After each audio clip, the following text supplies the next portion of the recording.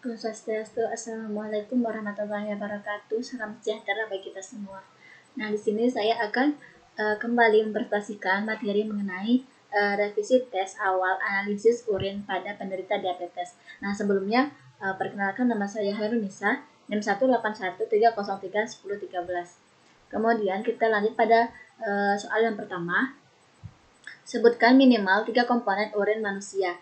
Nah, di sini pada keadaan normal, urin pada manusia mengandung berbagai ion seperti ion Ca2+, Mg2+, iodium, klorida sebagai NaCl, urea, kreatinin, amonia, asam urat, sulfat, fosfat, oksalat, asam amino, vitamin, hormon, dan enzim. Kemudian lanjut pada soal yang kedua, sebutkan sifat-sifat fisika urin. Nah, pada keadaan normal, sifat fisik dari urin yaitu urin yang berbentuk berwarna kuning, muda, dan jernih dengan bau khas yang dipengaruhi oleh jenis makanan. Berat jenis urin yaitu sampai 1,003 sampai 1,030 dan pH yang bersifat asam yaitu sampai pH 6 dan juga bervariasi antara pH 4,9 sampai dengan 8. Dalam keadaan abnormal, urin manusia mengandung glukosa, benda keton, protein, dan berbagai senyawa lainnya seperti pigmen empedu, darah, dan porfirin. Kemudian kita lanjut pada soal yang ketiga, jelaskan perbedaan siklus urea dengan siklus nitrogen. Nah, di sini ditinjau dari pengertiannya, siklus urea disebut juga siklus ornitin adalah reaksi pengubahan amonia atau NH3 menjadi urea atau NH22 kali CO, sedangkan untuk siklus nitrogen merupakan suatu proses perubahan senyawa yang mengandung unsur nitrogen yang kemudian berubah menjadi berbagai macam bentuk kimiawi lainnya. Kemudian lanjut untuk soal nomor 4, jelaskan tahap-tahap siklus urea. Nah, di sini tahap-tahap siklus urea terbagi menjadi 5 tahap, di mana untuk reaksi yang pertama yaitu sintesis karbamil fosfat. Reaksi sintesis karbamil fosfat yang merupakan tahap yang pertama dari siklus urea ini yang berlangsung di matriks mitokondria atau hati. Ion amonium, karbon dioksida, dan fosfat atau yang berasal dari ATP sebagai bahan baku reaksi berkondensasi guna membentuk karbamil fosfat dikatalisis oleh enzim karbamil fosfat sintase 1, yaitu enzim yang terdapat pada mitokondria hati organisme urotelik.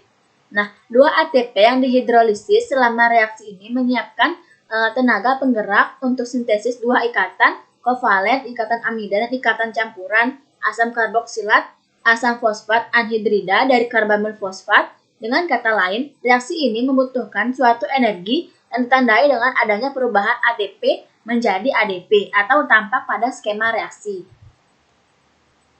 Nah, selain Mg2+, suatu asam dikarboksilat lebih disukai N-asetil glutamat. Nah, di mana peranannya dalam reaksi ini yaitu sebagai kofaktor. Kofaktor ini mengakibatkan banyak perubahan konformasional atau penyesuaian bentuk dalam struktur karbamil fosfat sintase yang membuka gugus sulfidril tertentu, menyembunyikan gugus lainnya, dan mempengaruhi afinitas enzim untuk suatu ATP. Nah, kemudian pada reaksi yang kedua yaitu sintesis sitrulin. Nah, setelah reaksi sintesis karbamil fosfat, kemudian ialah reaksi sintesis sitrulin di mana pada reaksi ini berlangsung di matrik mitokondria. Sama seperti reaksi sintesis karbamil fosfat.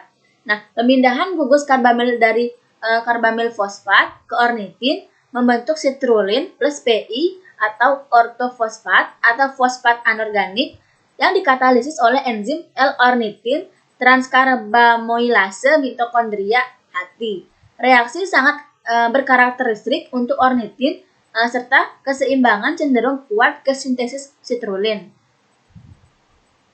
Kemudian kita lanjut pada reaksi yang ketiga yaitu sintesis asam argininosuksinat. Nah, reaksi asam argininosuksinat ini merupakan suatu reaksi pertama yang berlangsung di sitosol yang ditandai dengan masuknya ornitin atau hasil reaksi sebelumnya ke sitosol.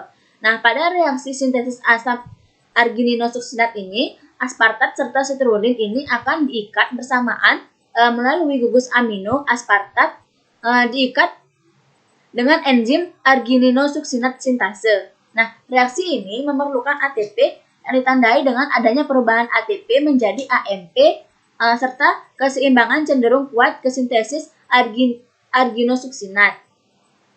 Kemudian untuk reaksi yang keempat yaitu penguraian asam argininosuksinat.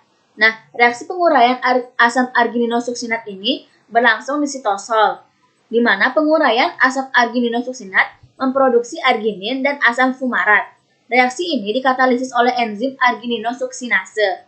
Nah, suatu enzim yang berasal dari hati dan jaringan ginjal. Reaksi berlangsung melalui mekanisme pembuangan fumarat. Fumarat yang dibentuk bisa dikonversi menjadi oksaloasetat melalui reaksi fumarase dan melat dehidrogenase, dan kemudian ditransminasi untuk membentuk kembali aspartat. Kemudian untuk reaksi yang terakhir yaitu pembelahan arginin menjadi ornitin dan urea. Nah, reaksi ini melengkapi siklus urea dan membentuk kembali atau regenerasi ornitin, substrat untuk reaksi yang kedua. Pembelahan hidrolitik gugus guanidino dan arginin akan dikatalisis dengan arginase yang berada di hati semua organisme ureotelik. Dalam jumlah yang lebih kecil, arginase juga berada dalam jaringan ginjal, otak, kelenjar mamae, jaringan testikuler, dan kulit, di mana arginase hati mamalia diaktifkan oleh CO2+ atau Mn2+. Nah, pada ornitin dan lisin merupakan penghambat kuat yang bersaing dengan arginin. Kemudian kita lanjut pada soal yang kelima. Nah, apa yang dimaksud dengan oliguria? Nah, di sini oliguria didefinisikan sebagai keluaran urin kurang dari 1 mili per kilogram per jam pada bayi. Nah, untuk anak yaitu kurang dari 0,5 mili per kilogram per jam. Sedangkan untuk orang dewasa yaitu kurang dari 400 mili per hari. Kemudian untuk soal nomor 6, apakah tujuan penggunaan bahan pengawet pada pengumpulan urin 24 jam? Nah, di sini tujuan penggunaan bahan pengawet pada pengumpulan urin 24 jam yaitu untuk meminimalkan degradasi yang terkait dengan kondisi penanganan dan penyimpanan yang bervariasi. Nah, pengawet urin yang umum digunakan termasuk asam borat, asam klorida, asam asetat, dan asam oksalat. Kemudian kita lanjut pada soal yang ketujuh. Pada uji pigmen empedu pada analisis urin, yaitu sebanyak 2 mili HNO3 pekat dituangkan ke dalam tabung reaksi kemudian ditambahkan 2 mili urin. Perubahan warna yang terjadi diamati. Jelaskan reaksi kimia yang mungkin terjadi. Nah, di sini menurut saya yaitu urin yang ditambahkan dengan larutan HNO3 pekat akan berubah menjadi warna cincin merah. Warna tersebut mengindikasikan adanya pigmen-pigmen empedu seperti bilirubin, biliverdin, urobilin, atau urobilinogen. Penambahan larutan HNO3 pekat bertujuan untuk mengkondensasi pigmen empedu yang terdapat dalam urin abnormal. Kemudian kita lanjut pada soal yang ke-8. Pada uji koagulasi dilakukan dengan langkah sebanyak 5 mili urin dimasukkan ke dalam tabung reaksi. Kemudian didihkan, endapan yang terbentuk adalah protein atau fosfat. Selanjutnya ditambahkan 5 tetes asam asetat. Bila endapan tetap ada, menandakan ada protein sebab fosfat akan larut dalam suasana asam. Tuliskan reaksi yang terjadi. Nah, berikut merupakan reaksi yang terjadi di mana fosfat akan larut dalam suasana asam. Nah, koagulasi disebabkan karena ion H+ dari CH3COOH terikat pada gugus negatif pada protein. Ketika ion H+ dari asam asetat masuk ke dalam larutan, akan mempengaruhi keseimbangan dan pengkutuban muatan dari molekul protein tersebut.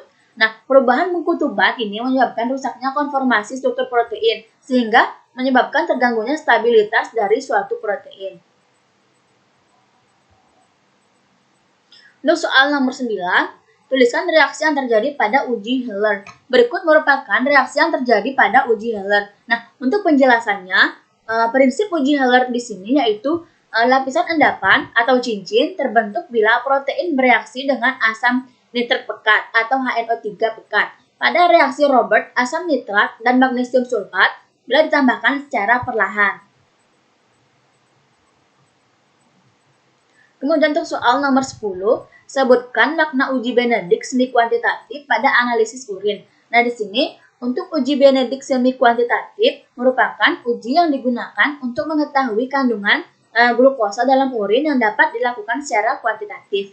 Nah, prinsip untuk uji Benedict ini adalah glukosa yang memiliki gugus aldehid atau keton bebas mereduksi ion kuper dalam suasana alkalis membentuk kuperoksida yang tidak larut dan berwarna merah bata. Nah, untuk soal nomor 11, jelaskan uji penetapan kadar kreatinin urin. Nah, di sini merupakan reaksi untuk kompleks dari kreatinin. Kadar kreatinin dalam urin ditentukan dengan mereaksikan sampel urin dengan asam pikrat jenuh dalam suasana basah.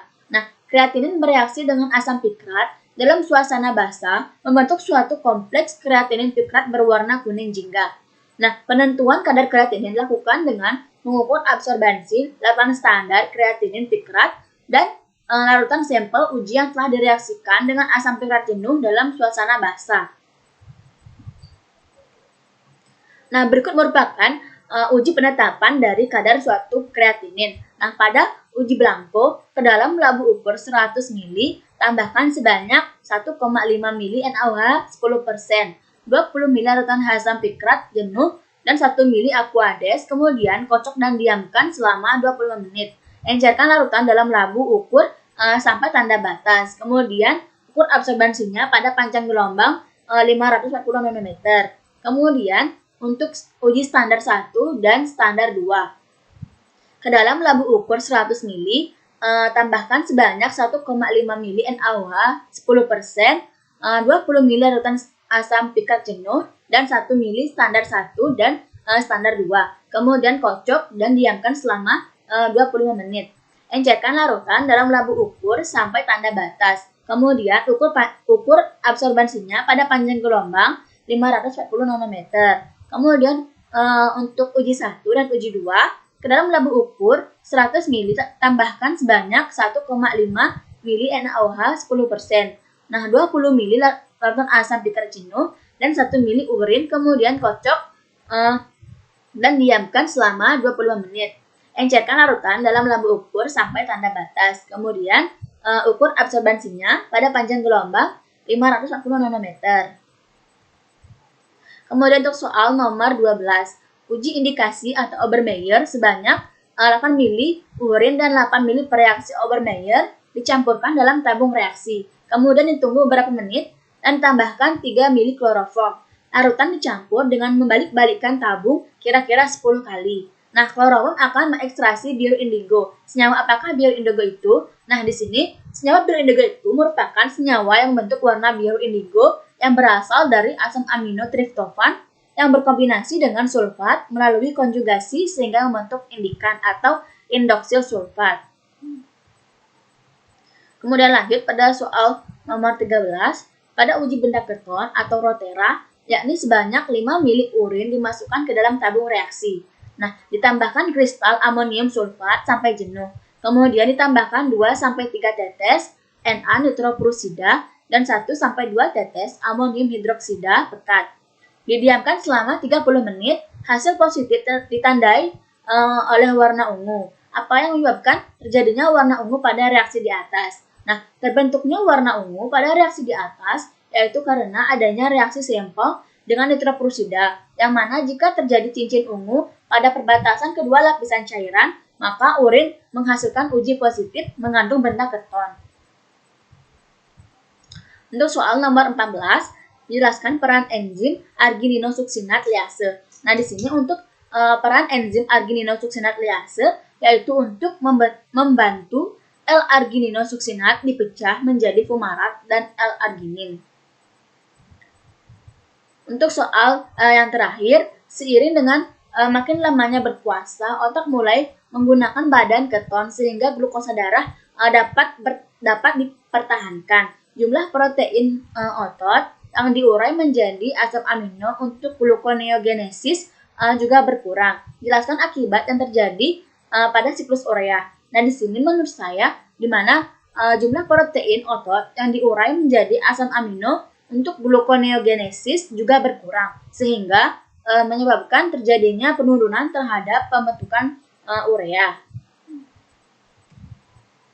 Nah, sekian presentasi dari saya. Apabila ada salah kata, saya mohon maaf. Saya akhiri dengan para mesanti. Om Santi Santi Santi Om. Wassalamualaikum warahmatullahi wabarakatuh. Salam sejahtera bagi kita semua.